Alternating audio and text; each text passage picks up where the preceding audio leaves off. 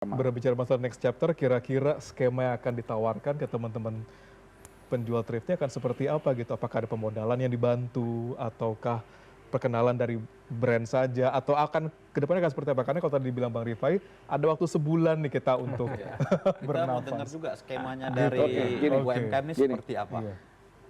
Produk lokal ini barang legal. Teman-teman pedagang menjual barang legal pasti menjadi bisnis yang legal, kan begitu. No offense ya Mas, bukan berarti sekarang tidak ilegal. Ini barang legal, pasti pihak perbankan pasti akan bisa support. Kita punya program KUR namanya, Kredit Usaha Rakyat yang bisa support, dan ini kita sudah bicarakan ini.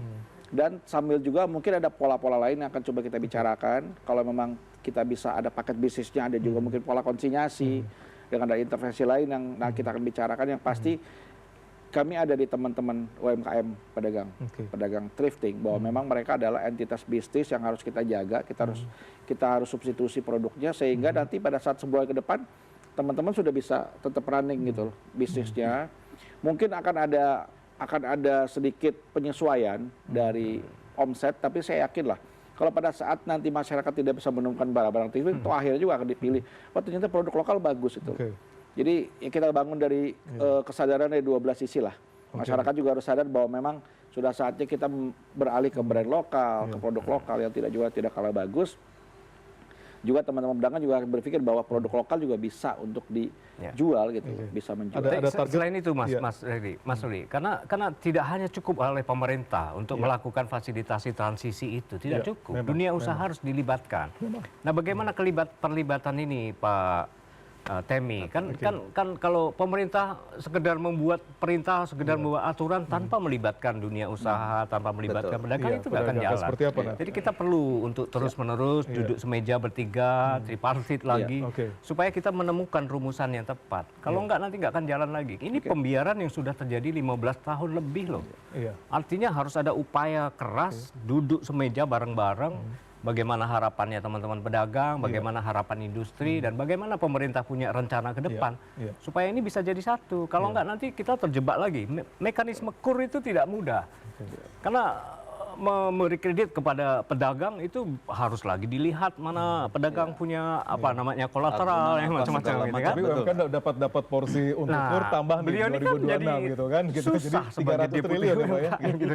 Karena kebijakan tidak sepenuhnya ada di tangan Kementerian UKM. Tadi ada Kementerian Keuangan, ada Kementerian Perdagangan. Nah, itu yang kami pengen bersama dengan Kementerian UMKM ini untuk melindungi para pedagang itu.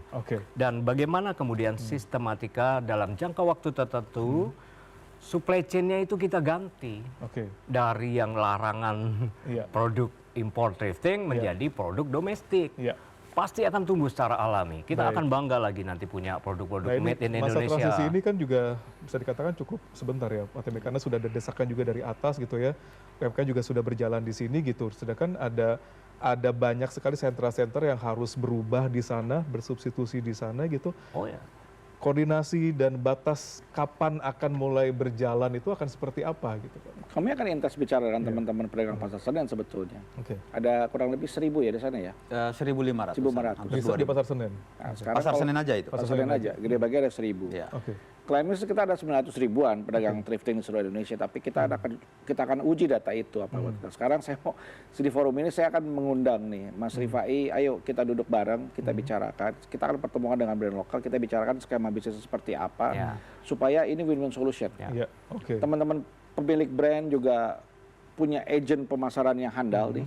Pasarnya kan sudah jelas nih. Senen sudah image-nya adalah kalau mau cari barang unik, barang bagus, coba ke Senen deh gitu.